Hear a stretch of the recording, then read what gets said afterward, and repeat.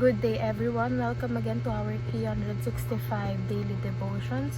Our topic for today is forgiveness has no limit. So ilang beses ba dapat magpatawad? Our scripture for today is Matthew 18 verse 21 to 22.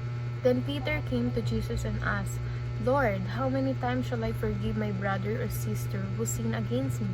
Up to 7 times?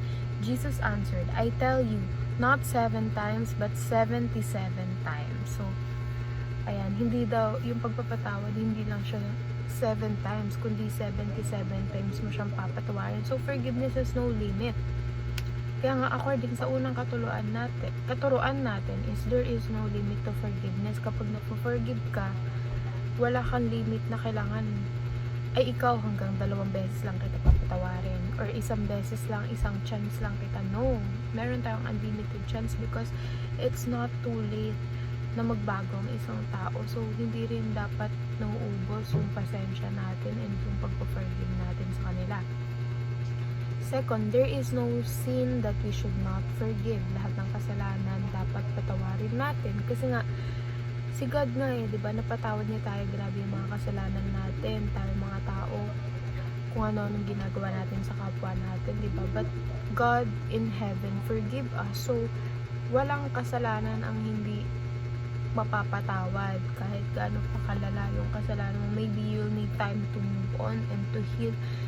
Pero, mapapatawad. Kailangan mo pa rin piliin talaga yung papatawarin mo.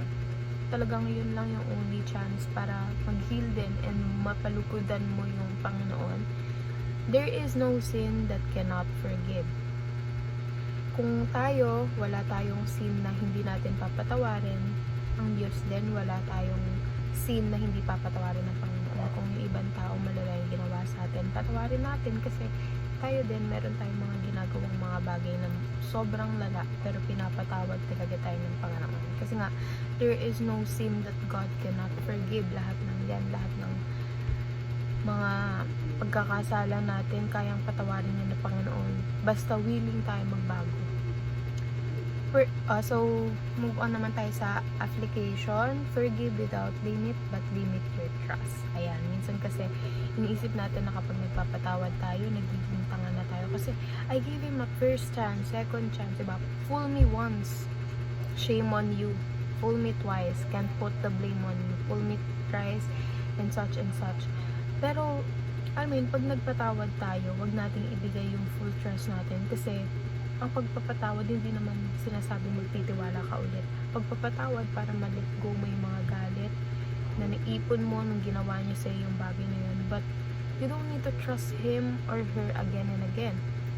You just need to forgive them, and then kahit hindi ka na ulit magtiwala or not totally hindi, but you limit your trust na. Ibig sabihin, natuto ka na. You get wiser from that day forward. Kasi simula nung naloko ka niya or na-betray ka niya, you get wiser, hindi ka na magtitiwala ng basta-basta. But you forgive them.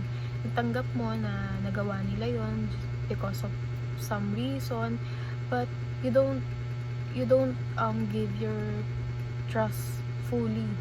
Kasi alam mo na may chance na mangyari ulit or may chance na i-betray ka ulit or magkasala ulit sa'yo.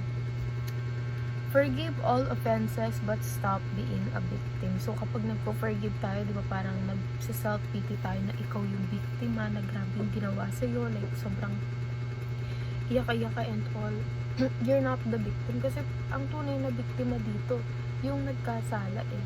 Kasi, wala naman sigurong tao yung talagang gusto niya na magkasala siya na magkasala. Of course, meron din mga times na unintentionally masasaktan nila tayo, unintentionally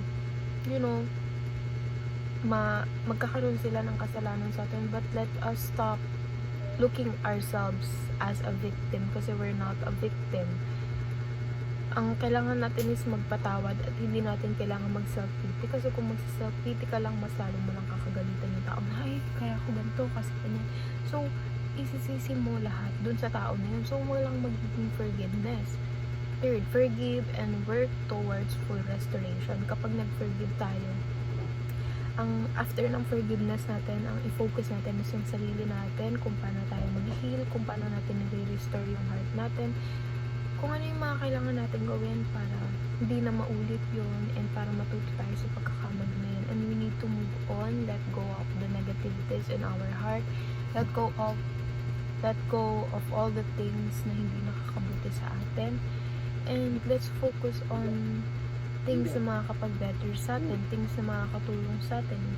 Kasi, ang kailangan natin is move on and heal with God. Magpatuloy na papurihan ng Panginoon. Pag-servan yung Panginoon. Hindi natin kailangan ng mga galit sa puso natin. And kapag nagpapatawad tayo, dapat 100% pagpapatawad. Wala nang ibang guilty, wala nang ibang galit. We need to work on ourselves na after that, forgive kita. Ikaw na yon. So, tapos na ako sa'yo. So, na-forgive na kita. Napatawad na kita sa mga ginawa mo sa akin. So, tapos na tayo. Ang kailangan mo lang gawin ngayon is to heal, move on, and restore your heart. Para sa susunod is,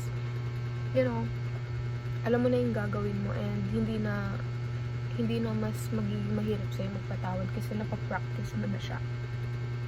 So, yun lamang po. See you again on our 365 daily devotions.